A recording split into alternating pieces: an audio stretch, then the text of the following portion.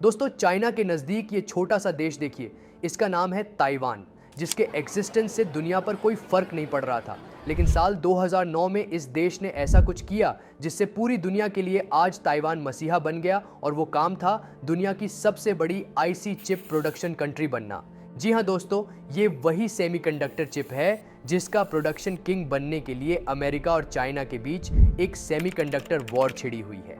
आज ताइवान को चाइना अपने कंट्रोल में लेकर पूरे सेमीकंडक्टर प्रोडक्शन चेन को कंट्रोल करना चाहता है, क्योंकि ताइवान के बाद चाइना ही सेमीकंडक्टर प्रोडक्शन में टॉप की कंट्री है।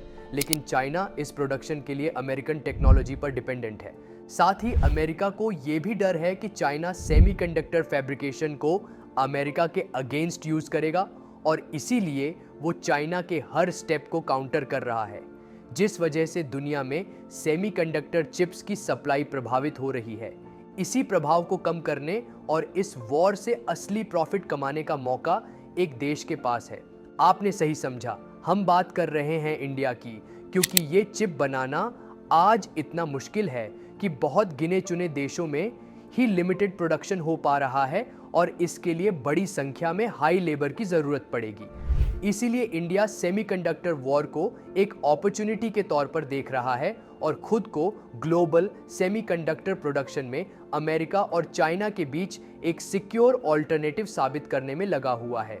ये बात हम ऐसे ही नहीं कह रहे हैं। रिसेंटली इंडियन गवर्नमेंट ने सेमीकंडक्टर चिप को इंडिया में बनाने के लिए 1.25 लाख करोड़ के इन्वेस्टमेंट की मंजूरी दी है, जिसमें से एक प्रोजेक्ट में टाटा ताइवान की चिप प्रोडक्शन कंपनी के साथ मिलकर गुजरात में चिप मैन्युफैक्चरिंग करेगी, और हर साल करीब 3 बिलियन चिप्स प्रोड्यूस किए जाएंगे।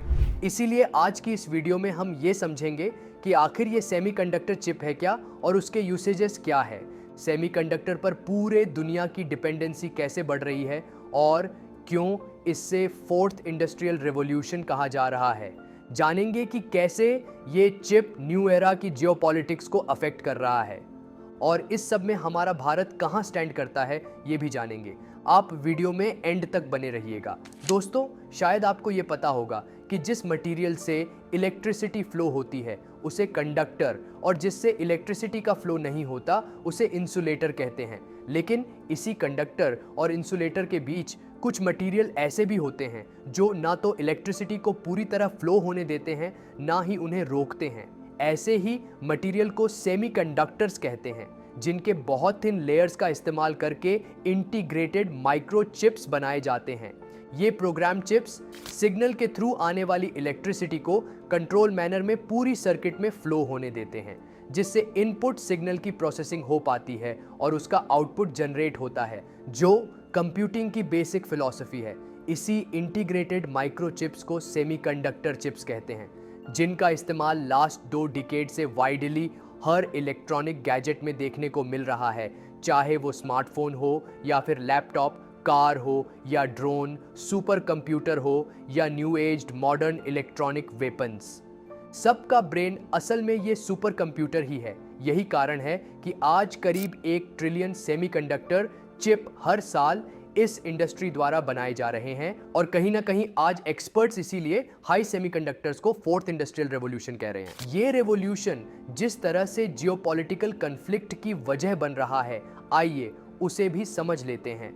दोस्तों, सेमीकंडक्टर के आसपास होने वाले जियोपॉलिटिक्स में आज यूएसए, ताइवान और चाइना शामिल हैं। ये एक कॉम्प्लेक्स पॉलिटिकल एनवायरनमेंट है जिसमें स्ट्रैटेजिक, इकोनॉमिक और नेशनल सिक्योरिटी के पहलू हैं। लेकिन इससे अगर एक स्टोरी के फॉर्म में समझें तो इस कहानी की शुरुआत होती है तब से जब ताइवान सेमीकंडक्टर चिप्स का बादशाह नहीं था, और दुनिया में एक छोटे से कंप्यूटिंग डिवाइस के लिए बहुत बड़े स्पेस की ज़रूरत थी। तब अमेरिका के वैज्ञानिक जैक किल्बी और रॉबर्ट नॉयस ने 1959 में एक टेक्नोलॉजी डेवलप की। उन्होंने कई नए ट्रांजिस्टर्स, रेजिस्टर और कैपेसिटर को एक साथ जोड़कर एक सेमीकंडक्टर बोर्ड पर लगा दिया। रिजल्ट था कि कंप्यूटर का ट्रेडिशनल सिस्टम पूरी तरह से बदल गया, और यही से सेमीकंडक्टर चिप्स को डेवलप करने की टेक्नोलॉजी पर अमेरिका का एकाधिपत्य हो गया। इसी सेमीकंडक्टर चिप की वजह से अमेरिका के पास हमेशा से वर्ल्ड की सबसे लेटेस्ट टेक्नोलॉजी का एक्सेस रहता था, जिसने उसे ग्लोबल सुपर पावर बनाने में हेल्प की। इसी दौरान चाइना भी अपनी डोमिनेंस को बढ़ाने का काम कर रहा था और वो अपने नेबरिंग कंट्रीज के पुअर इकोनॉमिक कंडीशंस का फायदा उठाकर उन्हें कंट्रोल करना चाहता था। चूंकि ताइवान की इकोनॉमी बहुत पुअर थी, इसीलिए ताइवान को थ्रेट फील हो रहा था। ऐसे में ताइवान ने अमेरिका की इसी सेमीकंडक्टर इंडस्ट्री में काम करने वाले अपने देश के नागरिकों को वापस बुलाया, जिसके लिए उसने उन लोगों को हाई सैलरीज पे की और अपने यहाँ सेमीकंडक्टर इंडस्ट्री सेट करने में लग गई। ताइवान को अमेरिका ने टेक्नोलॉजिकल सपोर्ट भी दिया। बदले में ताइवान के सेमीकंडक्टर इंडस्ट्री पर अमेरिका का डोमिनेंस बढ़ गया। लेकिन इस बीच चाइना भी सेमीकंडक्टर की जरूरत को समझ चुका था। इसीलिए पहले तो चाइना ताइवान से अमेरिकन टेक्नोलॉजी वाले सेमीकंडक्टर चिप इंपोर्ट करवा रहा था, लेकिन फिर अमेरिकन कंपनीज से डील करके वो इस टेक्नोलॉजी को भी परचेज करने लगा। दोस्तों, पहले तो अमेरिका को इससे कोई खास दिक्कत नहीं हुई, लेकिन चाइना ने सेमीकंडक्टर चिप का इस्तेमाल वेपन प्रोडक्शन में करना शुरू कर दिया और वो इन्हीं चिप्स की मदद से ऐसे न्यू एज्ड वॉर वेपन्स बनाने लगा जिससे अमेरिका को ही खतरा महसूस होने लगा। ऐसे में चाइना को कंट्रोल करने के लिए अमेरिका ने कुछ साल पहले ही किसी भी अमेरिकन कंपनीज को सेमीकंडक्टर चिप की टेक्नोलॉजी को शेयर करने पर बैन लगा दिया है, जिसके बदले में चाइना ने ताइवान से टेरिटोरियल बाउंड्री लगने का फायदा उठाया और उस पर कंट्रोल करने का प्लान करने लगा।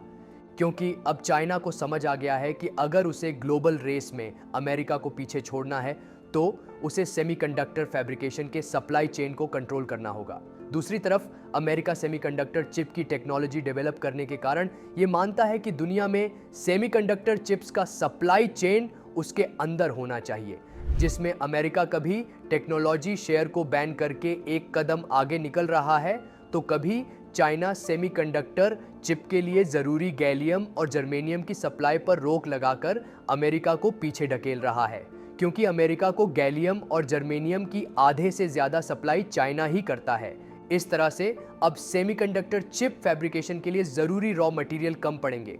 इसी चाइना और अमेरिका के टसल का खमियाजा आज दुनिया भर को उठाना पड़ रहा था, खास करके डेवलपिंग कंट्रीज को, जिन्हें आज टेक्नोलॉजी की सबसे ज्यादा जरूरत है। लेकिन इसी सेमीकंडक्टर वॉर के बीच इंडिया चिप फैब्रिकेशन में एक ऑल्टरनेटिव प्रोड्यूसर की तरह आगे आ रहा है, जिससे अमेरिका और चाइना के कॉन्फ्लिक्ट का असर ग्लोबल चिप सप्लाई चेन पर नहीं पड़ेगा।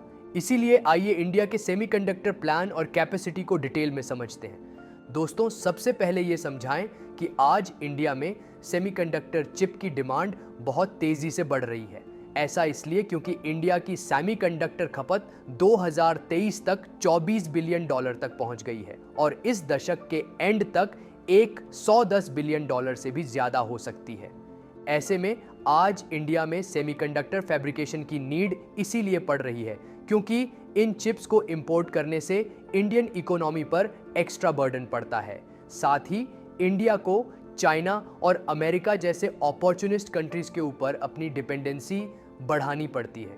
इसीलिए कुछ सालों में इंडियन गवर्नमेंट ने सेमीकंडक्टर चिप फैब्रिकेशन को इंडिया में ही करने के लिए कई प्रयास किए, जिसमें कुछ सफल हुए, कुछ असफल। लेकिन इस बार जिस तरह से इंडियन गवर्नमेंट ने 1.25 लाख करोड़ रुपए की इन्वेस्टमेंट को हरी झंडी दी है, उससे ये साफ हो जाता है कि देश में अगले कुछ ही सालों में तेजी से चिप फैब्रिकेशन का काम बड़े पैमाने पर होने लगेगा। तब हो सकता है आप पूछें कि अगर ये काम इतना ही आसान होता तो दुनिया के बाकी के देश क्यों नहीं कर पा रहे हैं और क्यों इंडिया अल्टरनेटिव बन रहा है?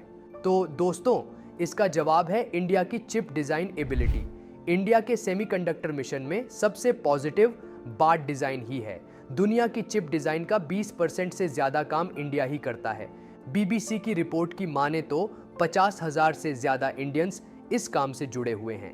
इसी कारण इंटेल, AMD, क्वालकॉम जैसी सेमीकंडक्टर कंपनीज के R&D सेंटर इंडिया में ही है। बस अब तक इंडिया चिप इसीलिए मैन्युफैक्चर नहीं कर पा रहा था क्योंकि उसके पास फैब्रिकेशन प्लांट या फैब यूनिट नहीं थी। चूंकि अब इंडियन गवर्नमेंट ने इतना बड़ा इन्वेस्टमेंट कर ही दिया है तो अब ये फैब्रिकेशन यूनिट भी जल्द ही इंडिया के पास होगी।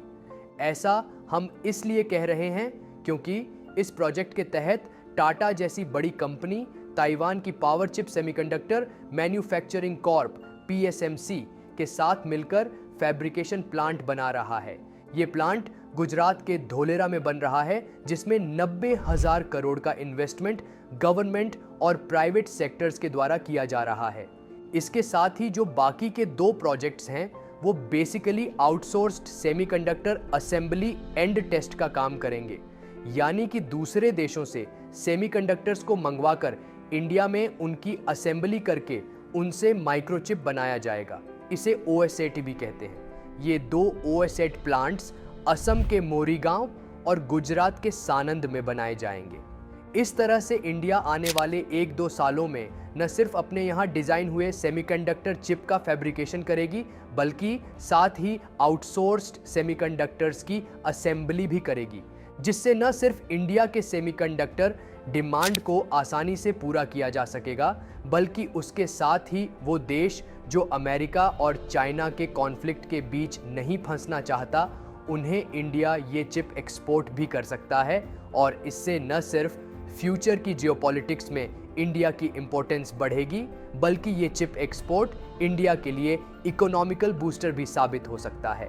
तो दोस्तों, इस तरह से कहा जा सकता है कि आज पूरी दुनिया जिस तरह से टेक्नोलॉजिकल चश्मे से सब कुछ देख रही है, उससे देखने के लिए सेमीकंडक्टर चिप की ज़रूरत पड़ेगी ही।